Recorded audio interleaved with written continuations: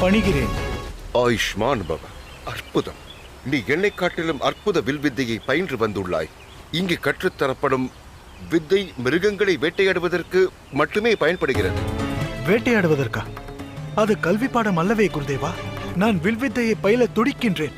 எண்ணற்ற குருகுலங்களுக்கு சென்று சீடனாவதற்கு முயற்சி செய்தேன். குரு பாஞ்சால ராஜ்யங்களில் நான் சுற்றித் திரிந்தேன்.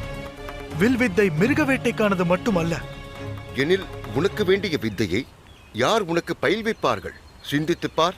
உயர்ந்த எண்ணத்தோடு எவரேனும் அதை உனக்கு கற்றுத் தருவார்களா? கல்வி மற்றும் பாடம் இறைவனால் படைக்கப்பட்டது. அதன் மீது அதிகாரம் செலுத்தும் உரிமை எவருக்குள்ளது? நான் உன்னோடு விவாதம் செய்ய எண்ணவில்லை கர்ணா. இந்த குருகுலத்திலிருந்து நீ வேண்டுவதை கற்க இயலாது. ஆனால் திருஷத்வதி நதிக்கரையில் துரோணாச்சாரியாரின் குருகுலம் உள்ளது. அவரிடம் சென்று வேண்டு. ஒருவேளை அவர் உன்னை சீடனாக ஏற்கலாம். புறப்படு. இன்னொன்றையும் நினைவில் கொள். உனக்கு வித்தையை பயில்விக்க சமுதாயத்தையே எதிர்க்கும் துணிவானது எவரின் இதயத்திலும் ஏற்படாது. அதை விரும்பவும் மாட்டார்கள். ஆகையால் உனது பிறப்பிற்கு மரியாதை தந்து அதை நியதியாக ஏற்று சுகமாக வாழ்வதற்கு முயற்சி மேற்கொள்.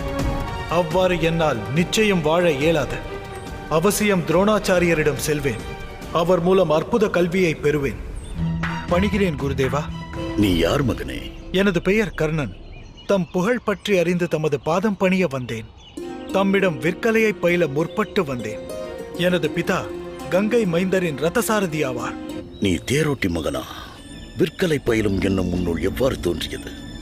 அறிய மாட்டாயா? உயர்கலை பயிலும் உரிமை சத்திரியருக்கானது. தேரோட்டி மகன். ஆம், தேரோட்டி மகன்தான்.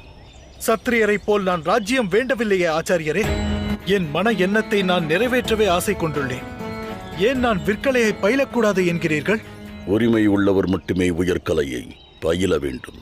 அது உண்மை என்றால் தாம் எதற்கு யுத்த கலையை பயின்றீர்கள்? தமது புத்திரன் எதற்காக அஸ்திர கலையை பயில்கின்றான் என்று கூறுங்கள். விவாதம் செய்யாதே.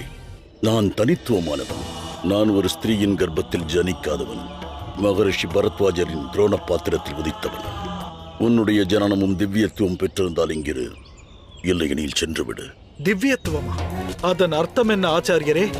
தாய் தந்தையரை பொறுத்தவரை பிள்ளைகளின் ஜனனம் திவ்யமானது. உலகில் பிள்ளைகள் நற்செயல் புரிவதில் பெற்றவர் இருவருக்கும் ஆனந்தம் எனும் உணர்வினை நல்கும். ஆனால் என் தந்தை தன் இதயத்தினை கல்லாக்கி வில்லினை ஏந்தாதே என்றார். ஏன் இந்த சமுதாயம் அவர்களை பயம் கொள்ளச் செய்கிறது? அவர்களுக்கு பெருமை தேடித்தரும் செயலினை நான் ஏன் செய்யக்கூடாது? திறமை கொண்டவன் தன் திறமையை வெளிப்படுத்துவது தவறா? யார் இந்த நியதியை ஏற்படுத்தினார்கள்? நான் வில்லேந்த கூடாது என்று தந்தை சபதம் எடுத்தாரா? இல்லை என் முன்னோர் அறிவுரை வழங்கினார்களா? இவ்வாறு ஒரு நியதி எவ்வாறு ஏற்பட்டது? உலகில் உயர்ந்தவன் தாழ்ந்தவன் என்ற நிலையை யார் உருவாக்கியது? கூறுங்கள். இல்லை, இது போன்ற நியதிகளை நான் ஏற்கப் போவது கிடையாது. தவறான வழக்கங்களை உடைத்தெறிவதில் நான் மிகுந்த கர்வம் கொள்கிறேன். மனமாற விருப்பம் கொள்பவனுக்கே வில்லின் வித்தை விளங்கும். அதை பெற பிறப்பு அல்ல, முயற்சியே முக்கியம். உனது அகங்கார வார்த்தைகள் எல்லை மீறுகிறது. பிரயோஜனமில்லை. உயர்கலை பயிலும் உரிமை சத்திரிய அந்தனருக்கே உண்டு. உனக்கு அது கிடையாது. யாகத்தில் சமித்துகளை எரிக்க நெய் ஊற்றுவர், விறகரிக்க எண்ணெய் ஊற்றுவர். ஆனால் பகவான் பரசுராமர் அவ்வாறு செய்யவில்லையே. சென்றுவிடு, சென்றுவிடு. இவ்விடத்தில் உன்னால் கல்வி பயில இயலாது. செல்கிறேன். தாம் எவரிடம் இந்த விற்கலையை பயின்றீர்களோ அவரிடமே பயில்வேன் இக்கலையை.